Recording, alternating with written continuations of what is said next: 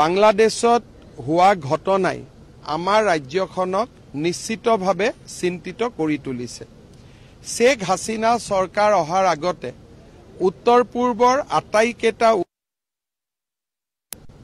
Save heaven বা এক নিৰাপদ শিবিৰ তেওঁলোক বাংলাদেশৰ ভূখণ্ডত আছিল আৰু অসমত উগ্ৰপন্থী সমস্যা এক ভাবিব নোৱাৰা অৱস্থাত অৱতীৰ্ণ হৈছিল। বাংলাদেশত যোৱা 10-15 বছৰৰ এটা যি চৰকাৰী ব্যৱস্থা চলিছিল তাৰ ফলত উত্তৰ পূব সুৰক্ষিত হৈ আছিল। কিন্তু আজি বাংলাদেশৰ অস্থিৰতাই আমাক চিন্তিত কৰি তুলিছে।